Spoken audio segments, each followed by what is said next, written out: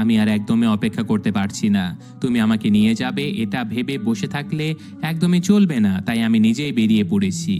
এই কথা বলে সে রওনা দেয় সেই সেফ জোন ক্যাম্পিং এরিয়ার দিকে, যেখান থেকে সবাইকে দ্বীপে পাঠানো হবে। কিন্তু পথে ছিল অনেক বাধা, রাস্তাগুলো বন্ধ ছিল, তাই সে সেখানে পড়ে থাকা একটা বাইকে চড়ে জঙ্গলের ভেতর দিয়ে রওনা দেয়। কিন্তু ততক্ষণে শত শত ইনফেক্টেড মানুষ তার পেছনে লেগে পড়ে। এরা ছিল একদম জম্বির মতো। মেনেল প্রচন্ড ভয় পেয়ে যায়, তবুও সে বাইক থামায় না। অবশেষে সে পৌঁছে যায় ক্যাম্পিং এরিয়াতে, যেখানে তাকে আসতে বলা হয়েছিল। কিন্তু সেখানে পৌঁছেই সে দেখতে পায় যে ওখানে শুধুই মৃতদেহ পড়ে আছে সেই সব মানুষের যারা ভাইরাসে আক্রান্ত হয়ে মারা গেছে। একটা মৃতদেহের সাথে ধাক্কা খেয়ে মেনেলের বাইকটাই উল্টে যায়, আর সেই সঙ্গে বিড়ালের বক্সটাও ছিটকে পড়ে। বাইক স্টার্ট করতে গিয়ে সে ব্যর্থ হয়, তাই বিড়ালটাকে বক্সে নিয়ে সে দৌড়ে সে জঙ্গলের পথ ধরে বেরিয়ে আসতে থাকে, আর তার পেছনে শত শত জম্বি তাকে ধাওয়া করতে থাকে। প্রাণ বাঁচাতে মেনেল সমুদ্র বন্দরের একটা বিল্ডিং এ ঢুকে দরজা বন্ধ করে দেয়। জম্বিগুলো সেখানে আটকা পড়ে, আর সে পেছনের রাস্তা দিয়ে পালিয়ে চলে যায়। সেখানেই তার চোখ পড়ে একটা ছোট্ট জাহাজে, কিন্তু জাহাজের ডিকে রক্ত পড়ে থাকতে দেখে মেনেল প্রচন্ড ভয় পেয়ে যায়। তারপর আবার কেবিন থেকে শব্দ আসতে থাকে, তাই মেনেল দরজা খুলতেই দেখে একটা ছোট্ট বাচ্চা জম্বি হয়ে গেছে। মেনেল ভাবে যদি বড় কেউ হতো তাহলে হয়তো মেরে দিয়ে নৌকাটা নিয়ে নিতাম, কিন্তু একটা বাচ্চা, আমি কিভাবে ওকে মারি? এই কথা ভাবতে ভাবতে সে জাহাজের পাশের একটা ছোট্ট নৌকা নিয়ে রওনা দেয়। পথিমধ্যে যাবার সময় আবারও সে বেলেনকে মেসেজ পাঠায় আর বলে যে তুই ঠিক বলেছিস বোন, সেই সেফ জোনেরও ভয়ানক অবস্থা, অনেকেই মরে গেছে, কেউ কেউ সংক্রামিত হয়ে গেছে। এভাবেই সমুদ্রের মাঝে রাত নেমে আসে। নৌকার চারপাশে ভেসে থাকে শত শত আক্রান্ত মানুষের মৃতদেহ। এমন সময় একটা ছোট্ট জাহাজ তার দিকে এগিয়ে আসে। সে হাত তুলে সংকেত দেয়, আর জাহাজের লোকেরা তাকে বন্দুকের মুখে জিম্মি করে। কিন্তু মেলেন বলে যে আমি সংক্রামিত নই, বিশ্বাস করো। তাই তারা যাচাই বাছাই করে মেনেলকে নৌকায় তুলে নেয়। তারপর সবাই মিলে পৌঁছায় আরেকটা বড় জাহাজে। মেনেল আর তার বিড়ালকে সেখানে খেতে দেয়া হয়। এই জাহাজে প্রধান 3 জন মানুষ ছিল, যাদের মধ্যে একজন ছিল পাইলট, একজন এই জাহাজের ক্যাপ্টেন, আর সেই ক্যাপ্টেনের ছেলে। পাইলট মেনেলকে বিশ্রামের জন্য একটা কেবিন দিয়ে দেয়। মেনেল জিজ্ঞাসা করে যে তুমি কি শুধু আমাকেই পেয়েছো? পাইলট বলে যে হ্যাঁ, তুমিই প্রথম। কিন্তু সেদিন রাতে মেনেল জানালা দিয়ে দেখতে পায় একটা পরিবার নৌকাতে করে এই জাহাজে ওঠার জন্য সাহায্য চাচ্ছে। তো যাই হোক, এখন পরদিন সকালে মেনেল বাকিদের সঙ্গে দেখা করে যারা এখানে আগে থেকেই বসবাস করত। তো সে পাইলটকে জিজ্ঞাসা করে যে গতকাল রাতে যে পরিবারটা এসেছিল তারা এখন কোথায়? পাইলট বলে যে না, কেউ তো আসেনি। এই কথা শুনে মেনেলের ভেতরটা কেমন যেন কেঁপে ওঠে। সবকিছু সে আরো ভালোভাবে খেয়াল করতে থাকে। সে পাইলটকে বলে যে গতকাল রাতে যে পরিবারটা এসেছিল তাদেরকে বেসমেন্টে আটকে রাখা হয়েছে, তাই না? পাইলট গম্ভীরভাবে বলে যে এইসব নিয়ে বেশি ভেবো না, নিজের কাজ নিয়ে থাকো, শুধুমাত্র নিজে বাঁচার চেষ্টা করো। এই কথা শুনে মেনেলের সন্দেহ আরো বেড়ে যায়। সে বলে তুমি তো পাইলট, তাহলে তুমি জাহাজে কেন? আমি জানি কাছাকাছি একটা এয়ারবেজে প্লেন রয়েছে, হেলিকপ্টার রয়েছে, আমরা চাইলে সরাসরি সেই প্লেন বা হেলিকপ্টার নিয়ে সরাসরি ওই নিরাপদ দ্বীপে চলে যেতে পারি।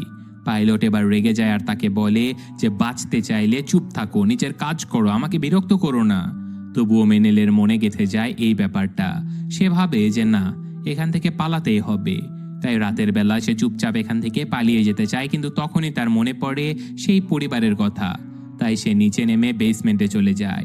সেখানে দেখে সেই পরিবারের লোকজন বাঁধা অবস্থায় পড়ে আছে, মুখে কাপড় বাঁধা। মেনেল সেই লোকগুলোর মুখ থেকে কাপড় সরিয়ে দেয়, আর তারা আতঙ্কিত গলায় বলে যে আমাদের মা আর ছোট ছেলেটা কোথায়? মেনেল হতবাক হয়ে বলে যে আমি জানি না, আমি সত্যি বলছি। কিন্তু ঠিক তখনই ক্যাপ্টেনের এক লোক সেখানে এসে মেনেলের দিকে বন্দুক তাক করে ধরে। লোকটা সেখানে থাকা একজনকে মেরেও ফেলে, আর ঠিক তখনই গুলি করার আগ মুহূর্তে পাইলট সেখানে এসে লোকটার গলায় রশি পেঁচিয়ে তাকে মেরে ফেলে। তারপর গম্ভীর গলায় মেনেলকে বলে আমি তো বলেছিলাম এইসব ব্যাপারে ঢুকো না। আর হ্যাঁ, হেলিকপ্টার কি সত্যিই আছে? এই ঘটনার পরে মেনেল, পাইলট আর সেখান থেকে বাঁচিয়ে নেয়া একটা ছেলে একসাথে পালাতে শুরু করে।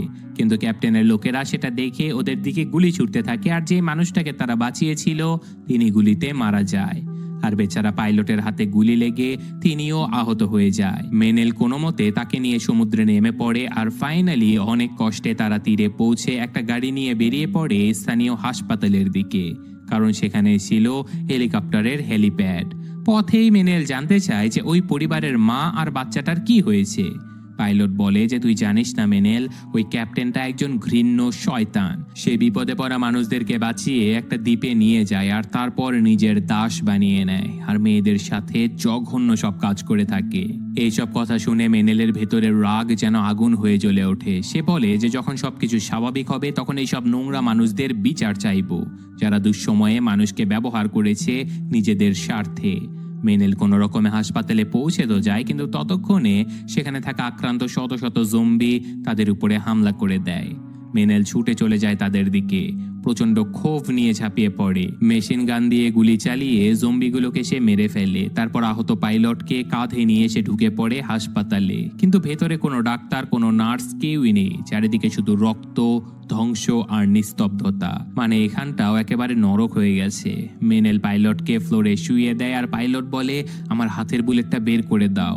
মেনেল তো আগে কখনোই এই কাজ করেনি আর এটা তার কাজও ছিল না, কিন্তু পরিস্থিতি এতটাই খারাপ ছিল যে এখন মেনেলকেও ডাক্তারের কাজ করতে হচ্ছে। তাই এখন সে মেডিকেল কিট আনতে অন্য একটা ঘরে চলে যায় আর ঠিক তখনই পেছন থেকে আরেকজন জম্বি তাকে ফলো করতে থাকে। মেনেল অনেক কষ্টে গুলি করে তাকে মেরে নিজেকে বাঁচিয়ে নেয়, কিন্তু গুলির শব্দে চারদিক থেকে সংক্রামিত মানুষগুলো ছুটে আসতে থাকে তার দিকে। সে পালিয়ে এখান থেকে বাঁচার চেষ্টা করে আর ঠিক তখনই একজন নার্স এসে তাকে সাহায্য করে। সে মেনেলকে নিয়ে যায় একটা নিরাপদ ঘরে যেখানে এখনো ভাইরাস ছড়িয়ে পড়েনি। এই নার্স ছাড়াও এখানে ছিল একজন ডাক্তার আর 3টে ছোট্ট বাচ্চা। তারা পাইলটকেও এখানে আনতে সক্ষম হয়েছিল। পাইলটের গুলিবিদ্ধ অবস্থা দেখে নার্স এবং সেই ডাক্তার সফলভাবে তার গুলি বের করে দেয় আর নার্স ফিরে এসে বলে, চিন্তা করো না, সবকিছু ঠিক হয়ে যাবে। মেনেল নার্সকে বলে যে ওই লোকটা আসলে পেশায় একজন পাইলট। এই হাসপাতালে কি কোনো হেলিকপ্টার আছে? নার্স বলে যে হ্যাঁ আছে, কিন্তু সেটা হাসপাতালের নিচে আর আশেপাশে প্রচুর সংক্রমিত লোক রয়েছে। ওখানে যাওয়া মানে নিজের জীবন বাজি রাখা। তো যাই হোক, মেনেলের যখন গাড়ি দুর্ঘটনা ঘটেছিল তখন সে তার স্ত্রীকে এই হাসপাতালেই ভর্তি করিয়েছিল। স্ত্রীর সাথে কাটানো শেষ মুহূর্তগুলো অনুভব করতে মেনেল চুপচাপ সেই জায়গাতে চলে যায় যেখানটায় তার স্ত্রী মারা গিয়েছিল। বেচারা মেনেল দেয়ালে মাথা ঠেকিয়ে কাপা কণ্ঠে বলে, আমাকে ক্ষমা করে দিও। আমি জানি তুমি চেয়েছিলে একটা বাচ্চা আর আমি চেয়েছিলাম তোমার থেকে সময়, কিন্তু আমি জানতাম না তুমি আমাকে এত তাড়াতাড়ি ছেড়ে চলে যাবে, তুমি আমাকে এতটা কম সময় দেবে। তারপর সে উঠে আসে উপরে। হেলিপ্যাডে যাবার সে একটা প্ল্যান বানাতে থাকে আর ঠিক তখনই বেজে ওঠে তার ফোনের নোটিফিকেশন। ফোনে ঢুকতে থাকে একের পর এক মেসেজ, অর্থাৎ নেটওয়ার্ক ফিরে এসেছে। সে দেখতে পায় বেলেন একটা ভিডিও পাঠিয়েছে। বেলেন বলছে যে আমরা দ্বীপে পৌঁছে গেছি, এখানে সবকিছুই অনেক সুন্দর, বাচ্চারা খেলছে, আমরা আনন্দে আছি। মেনেল রিপ্লাইতে কিছু বলার আগে হঠাৎ করে গুলির শব্দ ভেসে আসে, কারণ ততক্ষণে হাসপাতালে ঢুকে পড়েছে একদল গুন্ডা। তারা খাবারের খোঁজ করছিল আর ভালো করে লক্ষ্য করলে মেনেল বুঝতে পারে যে এরা সেই জাহাজে থাকা ক্যাপ্টেন আর তার দলবল ছিল। মেনেল দৌড়ে নিচে নামে আর বাকিদের জানায় যে গুন্ডারা ঢুকে পড়েছে, ওরা হেলিপ্যাডে যাবার আগেই আমাদের যেতে হবে। তখনই তারা জম্বিদের এড়িয়ে পথ খুঁজে বের করতে থাকে সেই হেলিপ্যাডের দিকে যাবার জন্য। কিন্তু পথিমধ্যে হঠাৎ এক জম্বি ডাক্তারের ঘাড়ে কামড়ে দেয়। মেনেল গুলি করে সেই জম্বিটাকে মেরে তো ফেলে, কিন্তু ডক্টরের ভেতরটা কাঁপতে থাকে। সে ভাবে যে আমিও কি এবার সংক্রমিত হয়ে গেলাম। সে নার্সকে বলে যে বাচ্চাদেরকে দেখে রেখো, আমি আর ফিরবো না। তারপর সে ভেতরে ঢুকে পড়ে আর নিজেই হয়ে ওঠে প্রতিরোধের শেষ দেয়াল। এদিকে সবাই হেলিপ্যাডে যাবার চেষ্টা করছিল। মেনেলের মাথায় তখন একটা প্ল্যান চলে আসে। সে দেখে যে নিচে কিছু ব্যারিকেড রাখা রয়েছে, তার নিচে রয়েছে পুরনো টায়ার। সে সবগুলো ব্যারিকেড এক এক করে একটা গোল ব্যারিয়ার তৈরি করে, যার মাঝে সবাই ঢুকে পড়ে। কিন্তু একটা টায়ার সেখানে আটকে যায়। মেনেল যখন সেটা ছাড়াতে যায় তখন টায়ার ফেটে একটা বিশাল শব্দ হয় আর তাতে সকল সংক্রামিত জম্বি মানুষগুলো তাদের দিকে ছুটে চলে আসে। কিন্তু ব্যারিকেডের জন্য সেই জম্বিগুলো ভেতরে ঢুকতে পারছিল না। কিন্তু তবুও সেই জম্বিগুলো এবার ব্যারিকেডের উপরে উঠতে শুরু করে। মেনেল তখন কুড়াল হাতে নিয়ে সেই জম্বিগুলোকে একের পর এক মারতে থাকে, কিন্তু জম্বিগুলোর সংখ্যা এতটাই বেশি ছিল যে এত লড়াই সবকিছুই বৃথা মনে হচ্ছিল। এই ফাঁকে নার্স ব্যারিকেড খুলে বাচ্চাদেরকে নিয়ে দৌড়ে হেলিকপ্টারের কাছে পৌঁছে যায়। কিছুক্ষণ পর পাইলটও উঠে পড়ে হেলিকপ্টারে, কিন্তু সমস্যা একটাই ছিল, হেলিকপ্টার স্টার্টই নিচ্ছিল না। আর ঠিক তখনই জম্বিগুলো ফাঁক গলে হেলিপ্যাডের গেট টপকে উপরে উঠে পড়ে আর তখনই বাকি সবাইকে বাঁচাতে চলে আসে মেনেল। সে এক হাতে কুড়াল নিয়ে পাগলের মতো কেটে ফেলতে থাকে একের পর এক জম্বিগুলোকে। আর তখনই সেখানে গুন্ডারাও চলে আসে। তাদের সাথে তো বন্দুক ছিল, তাই তারা কিছু জম্বিদেরকে মেরে এখন এই হেলিকপ্টারটা দখল নিতে চায়। মেনেল আর পাইলট তখন একে অপরের চোখের দিকে তাকায়। এটা ছিল একটা সিগন্যাল, আর সেই সিগন্যালটা ছিল একটা ভয়ঙ্কর প্ল্যানের। যে প্ল্যান মোতাবেক মেনেল এক ঝাঁপ দিয়ে সেই গেট ভেঙে দেয়, আর তখনই ভেতরে ঢুকে পড়ে শত শত জম্বি। এবার সেই গুন্ডারা সেই সংক্রামিত জম্বিদের সাথে লড়াইয়ে ব্যস্ত হয়ে পড়ে। আর ঠিক তখনই সেই হেলিকপ্টারটাও স্টার্ট নিয়ে নেয়।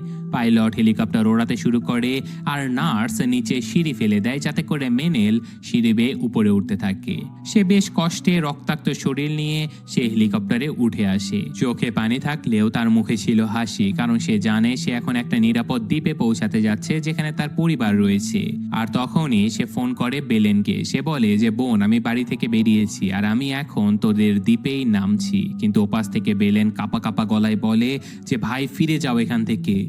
এখানে আরো অনেক সংক্রমিত হয়ে গেছে, এই জায়গাটা আর নিরাপদ নয়। কথা শেষ হবার আগেই বেলেন চিৎকার করে ওঠে আর ফোনটা কেটে যায়। কিন্তু মেনেল থেমে থাকে না। সে হেলিকপ্টার নিয়ে চলে যায় সেই দ্বীপে, কারণ সে এবার বাঁচাতে চলেছে তার বোন আর তার পরিবারকে।